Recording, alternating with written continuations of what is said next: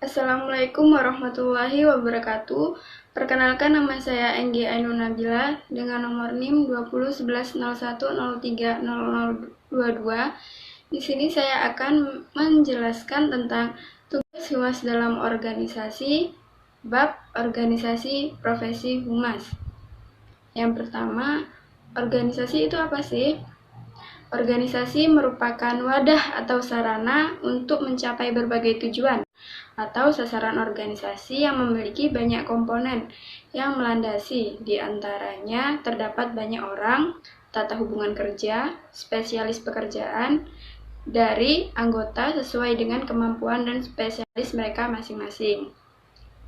Lalu profesi. Profesi adalah bidang pekerjaan yang dilandasi pendidikan, keahlian tertentu. Humas adalah keseluruhan upaya yang dilangsungkan secara terencana dan berkesinambungan dalam rangka menciptakan dan memelihara niat baik dan saling mengerti antara suatu organisasi dengan segenap halayaknya. Jadi dapat kita simpulkan bahwa organisasi profesi humas ialah suatu wadah para praktisi humas di dalam mengembangkan dan mengadakan suatu studi profesi humas. Nah, lalu saya akan menyebutkan dua organisasi profesi humas yang ada di Indonesia. Yang pertama ada Perhumas, yang kedua ada APPRI.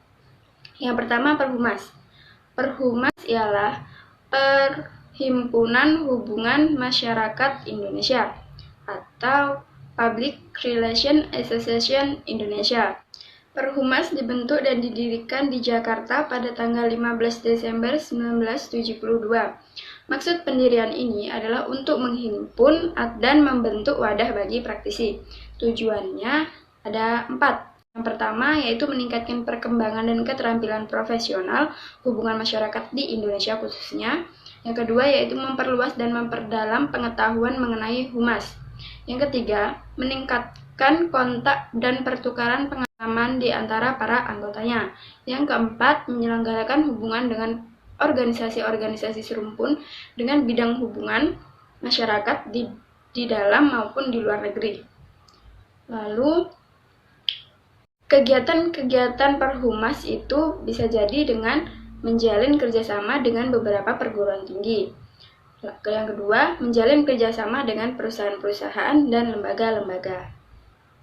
Biasanya Perhumas menerbitkan jurnal yang berisi tentang aktivitas organisasi dan tulisan pada para pakar tentang humas dan komunikasi.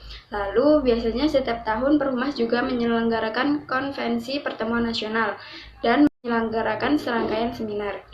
Nah, lalu pada tahun 1977, Perhumas memprakarsai berdirinya organisasi humas di Asia Tenggara, yakni FAPRO atau Federation of Asian Public Relations Organization di Kuala Lumpur.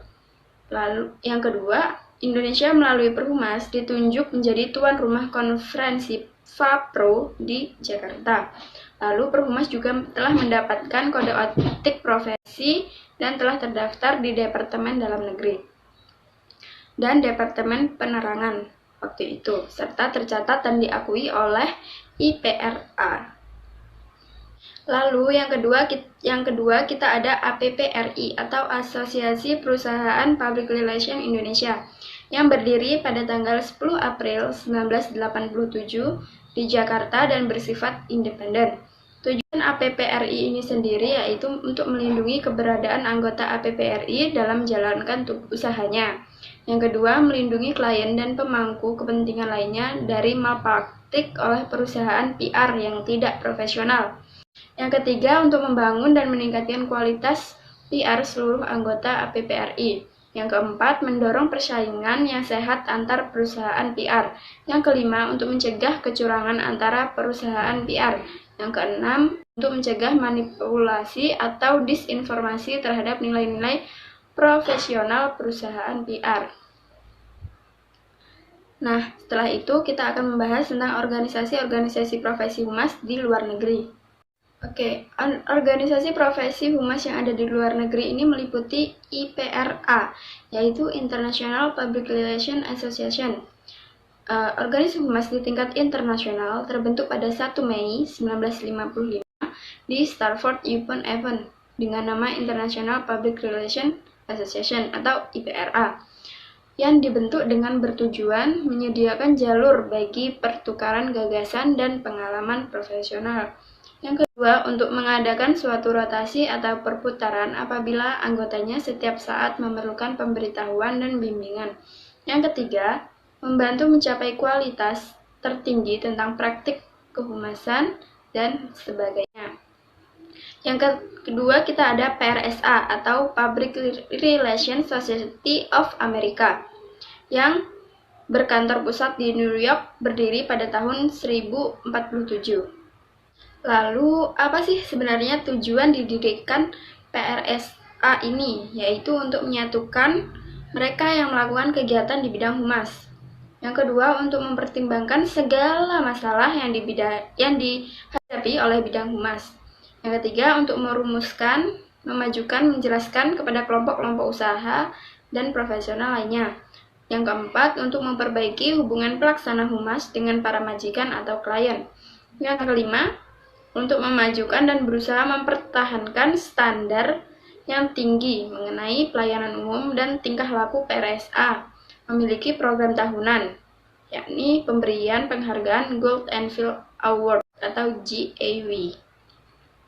Yang ketiga, kita punya IPR atau Institute for Public Relations British.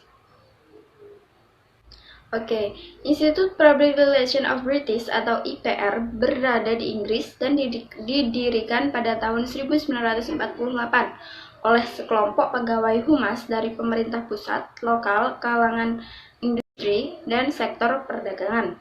Tujuan IPR ini sebenarnya adalah untuk memajukan perkembangan humas demi kepentingan praktik. Yang kedua, untuk mendorong dan memupuk ketaatan pada standar profesional yang tinggi.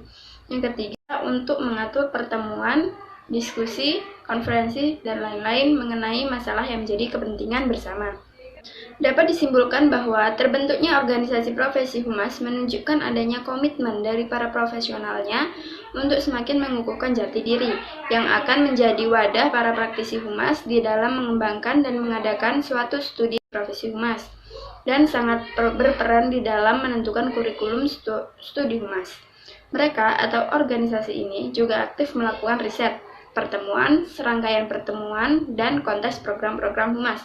Sekian dari saya. Apabila ada kesalahan kata atau ada kesalahan informasi, mohon dikoreksi. Wassalamualaikum warahmatullahi wabarakatuh.